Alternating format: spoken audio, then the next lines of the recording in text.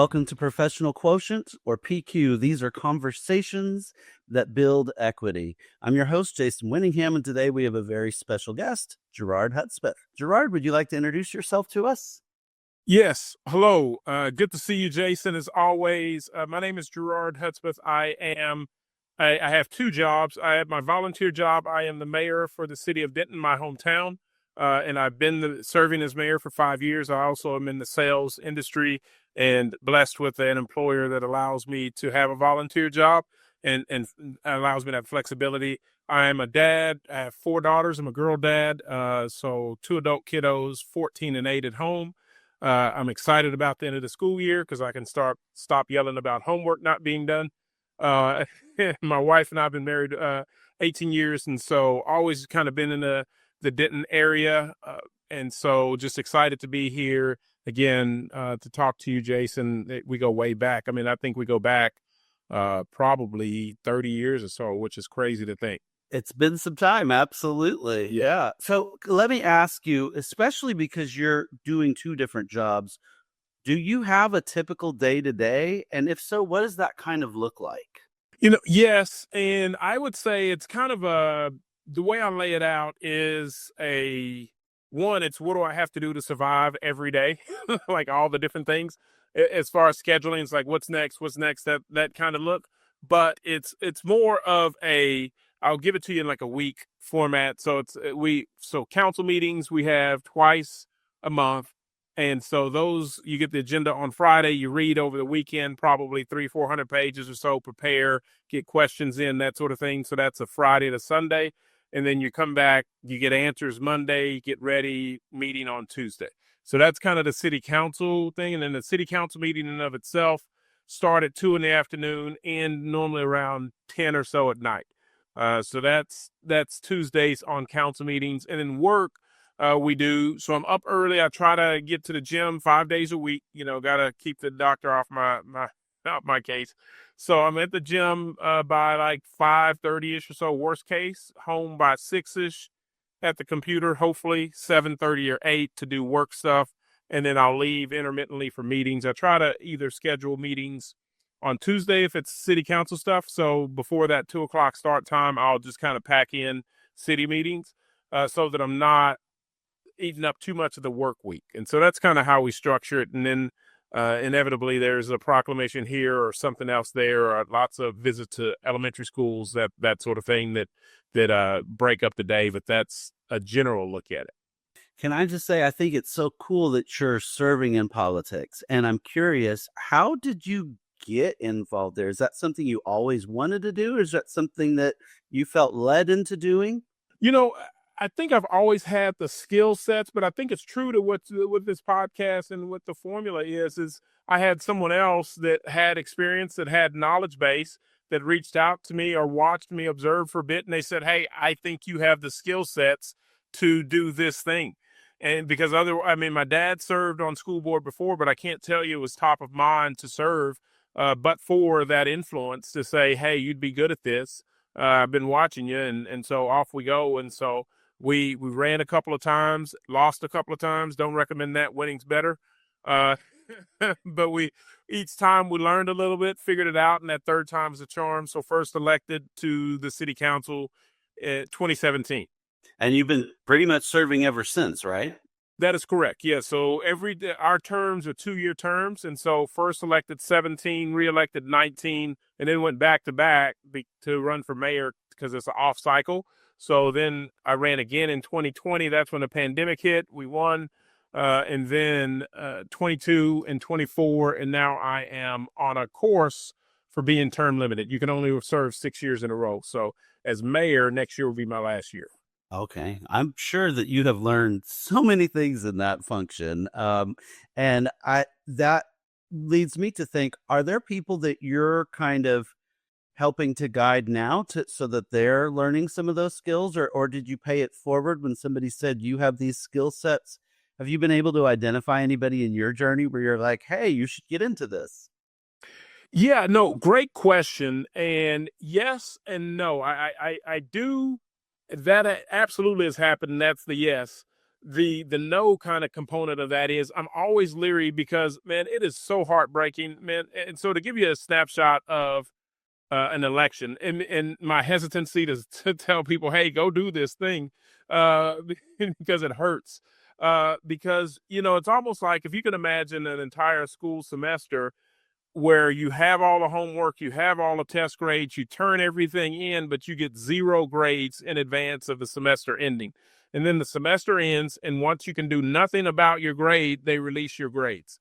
And so that's an election. And so it's this is high, and then this is sudden crash. And so it's tough. And so but I evaluate people and watch and say, hey, you'd be good at this or you'd be good at that. And because much like there's certain professions like teachers and police officers and fire to be in the firefighting world, you have to have a certain skill set. And so obviously in politics now, there's a level of thick-skinnedness you need and a level of being willing to kind of, even and with the best intentions, take some heat, or be able to defend decisions. And those decisions may not pan out well at the time. Okay, it looked great. Down the road, it doesn't age well, and you have to stand by that. And also, one of the toughest things I talk to people about is that I have to not do what Gerard wants to do. I'm a representative, so I have to set myself aside and do what others are what the greater community, the majority of the community, is asking, because that's who I represent. I like the way you put that, and that's so true. That's what we hope to see in our elected officials. So, thank you for serving in that capacity. The point of this podcast, as I shared with you before we started this conversation, is that it's really about providing insight into all the different types of professions that are out there in this world, and how we can kind of develop ourselves to get engaged with them. And as part of that, we're looking at it specifically through the lens of professional quotient, which is that development of our professional equity, our skills, our knowledge, our experience, our education, and the community of people around us. Out of all of those things within your professional equity, what would you say is something that you value the most? I would say I gain and value the most from, or gain the most from, that thick-skinnedness, right? Because you have to weather that initial storm to problem solve.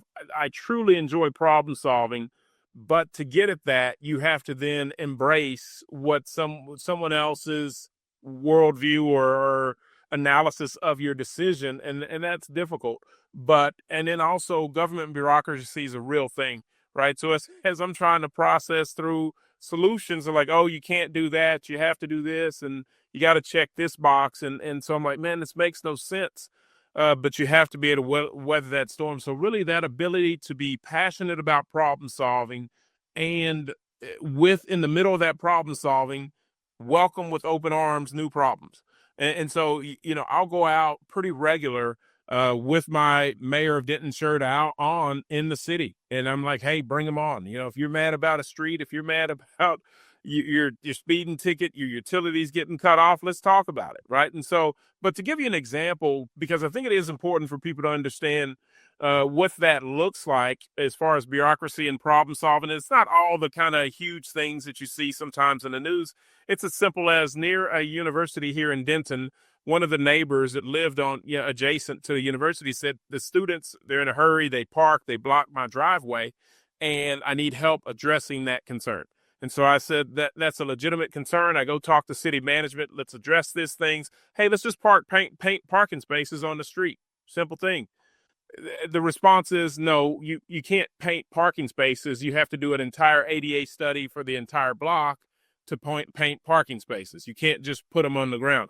It's like, okay, well, that financially doesn't make sense. But the staff was going to move on to the next thing. And I said, wait, we still have this problem. How do we fix this? And they come back to me, and I appreciate them, because they came back and they said, well, here's what we can do. We can paint the space, because by ordinance, you can't park within X amount of feet of a driveway.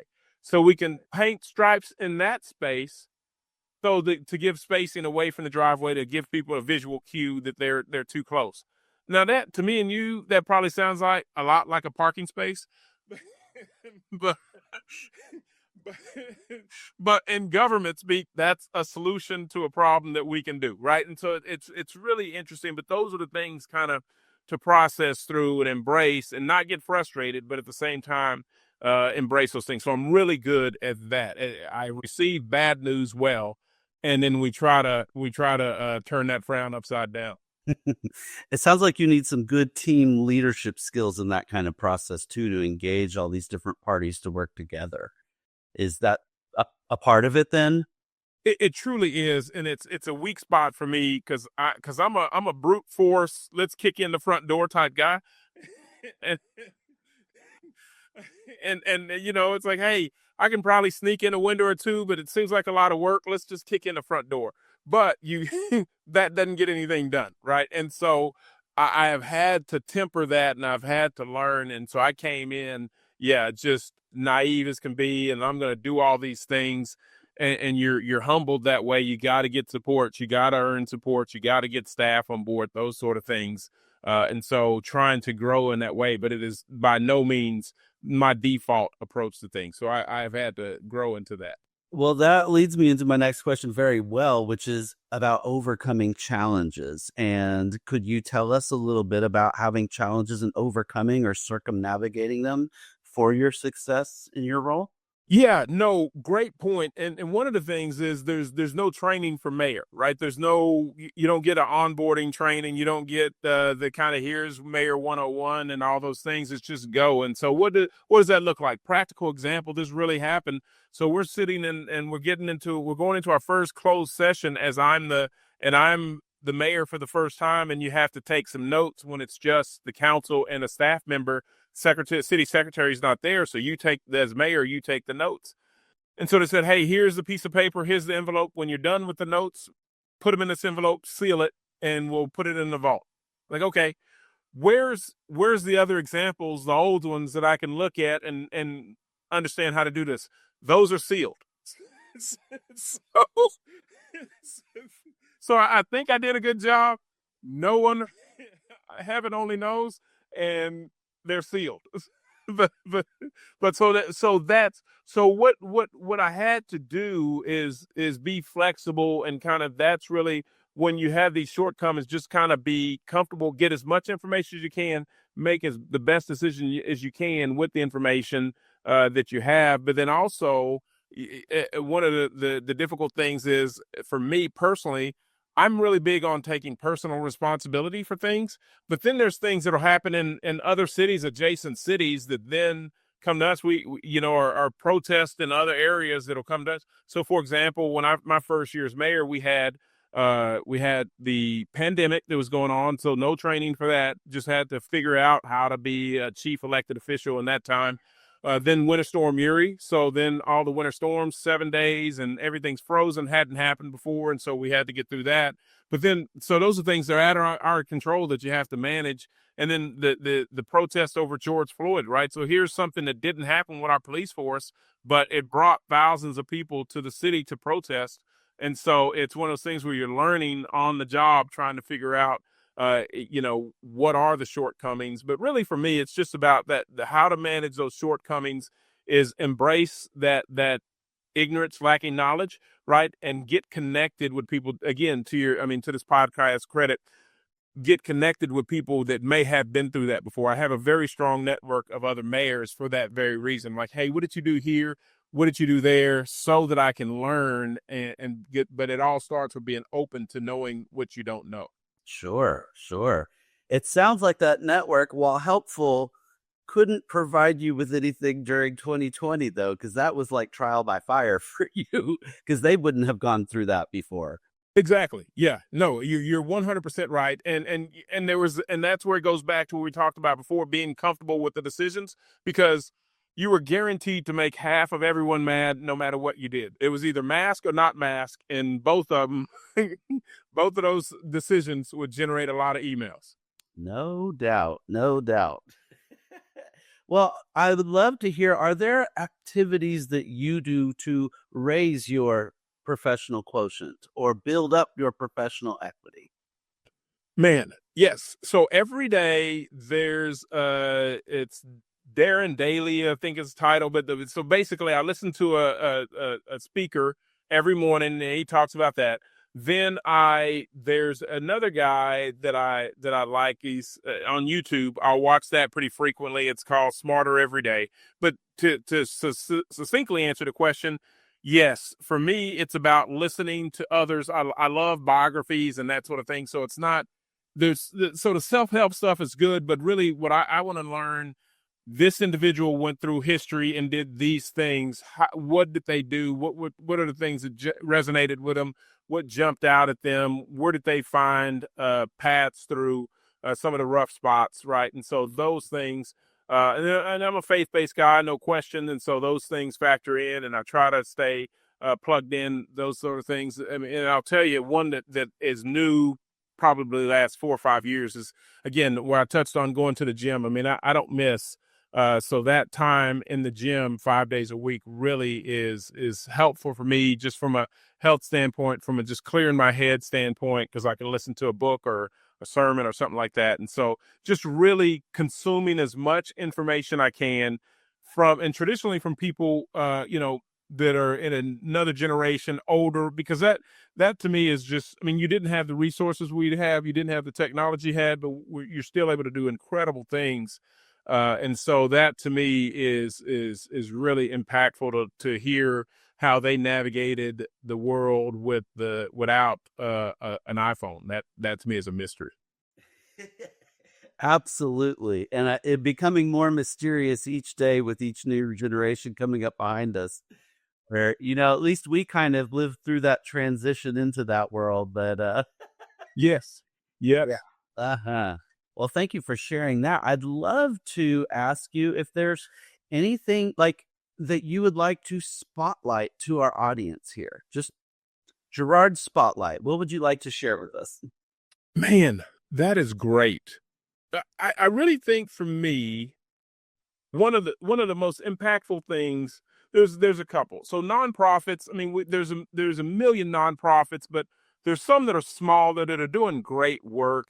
And so kind of along those lines, there's so Children's Hospital, right? I think just because all of this is under the umbrella of understanding what other people are going through, right? Gaining new perspectives, because you can sometimes just get so caught up. I get caught up in my world and forget the challenges that other people are going through. And so if I can understand where you're coming from, it helps. So if I bump into someone and they're curt or they say something less than great, I'm like, but if I understand, hey, they may be going through fill in the blank, then it's helpful for me. And so when I visit children's hospitals, and it just is so humbling to me to see these little people that have the little, just IV bags and all the things they're going through, and just kind of reminds me to, hey, just slow down and understand how fortunate you are, and those sort of things. And then there's a charity I like, that's called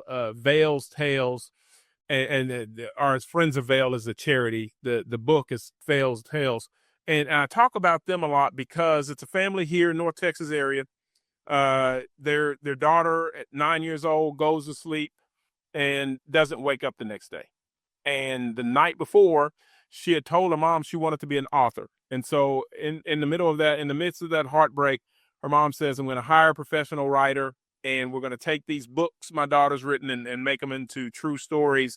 And so with this book, you get both the professional story on the front end, and then you get to see the pictures that the 9-year-old drew and how they wrote the book. And what I like about that charity, one, they get back to schools and they go back to schools, but they also are very lean. I mean, it is a husband and wife team, and that's it. No overhead, no nothing. Everything goes straight to the charity, which I think is pretty cool. So those things are just kind of things I would spotlight. And then lastly, I would encourage everyone to go to your local elementary school, high school, middle school, and just volunteer. I mean, I have some of the most awesome conversations at those schools. And my favorite by far is elementary school kids, because they pull no punches, right? and so I'll give you, so my favorite three things to recite from my elementary school visit. This one time I went, and it was just unfortunately when the Russian Ukraine invasion had happened. And so they asked if we were going to get invaded. in Denton. I was like, no, no, we don't have to worry about that. We're good. Then people always think the mayor is rich. So then they're like, hey, do you drive a McLaren? I was like, absolutely not. and then my favorite thing is, last thing they said was this next question. They said, hey, have you ever had to bribe anyone as mayor? I said, absolutely, but we call it negotiations. We'd love to buy your house and we'd love to give you a fair price, but if all this breaks down, we'll just take it via eminent domain. you know, so, so, but yeah, I love it. I love it. So volunteering and being in those schools, being around those kids is just, I can't recommend it enough. Awesome. What kind of roles are there to volunteer at schools? Like what would somebody be volunteering to do? Yeah, so you can go in and read books, right? So the different classes, like they'll have the people from the community come in and read books. You can also help in the lunch area. Sometimes I've gone in to do that. And then lastly, there's career days, and so you make sure that they know you're available to come in for career day and talk to the students about whatever job you do, and that's always well attended. And then field day, like at the end of the year, like now they'll have parents volunteer for the kids to go out and play towards the end of the school year. That's another good one to volunteer for. Awesome. Well, thank you for sharing that. And before we sign off on this conversation, are there any guests that you would recommend that we should hear from on this podcast? Man, I thought about that. Fantastic that you asked that question. And so I have two locally that I think are pretty fantastic. So there's the owner of Smoky John's Barbecue is a good friend of mine, and his name is Brett Reeves. And it's Reaves, I think, but it's Smoky John's Barbecue. And they have had an amazing journey from mom and pop barbecue restaurant to trying to grow the brand to bouncing back from a fire that happened in their restaurant. And so they're right near Love Field, and they've been through a lot and persevered, and they're very engaging in kind of social circles and that sort of thing as far as social media. And they're great. And then the other person is an attorney that I got to know through just church and some other stuff, but his name is Ezekiel Tyson Jr., and it's the Tyson law firm, and he's an amazing guy. I mean, he makes he is something else. He's from Louisiana, so he makes the perfect defense attorney. He's always laid back. I mean, so for example, and I'll say true story. So I used to office with him when I was working in Dallas, doing my own thing. I had a different business then, but I was there in business, and I rented office space from him. And I knew he was going into trial on this defense case, and I called him up midday. I was going back to the office. Hey, how did the trial go? He says, we won. I said, wait, it was a murder case. What do you mean won? And he's like, well, we got found out guilty. I was like, well, wait, so is your client coming by the office? Because I need you to be here. Not casting aspersions, I'm just saying. And so, but he is just laid back, but very knowledgeable, knows everyone. Like whenever I'm networking in Dallas, that's who I lead with. I'm like, hey, I'm friends with Ezekiel Tyson. Like, oh, I know Zeke. It's always right. Shut up, and Yeah, yes. Absolutely.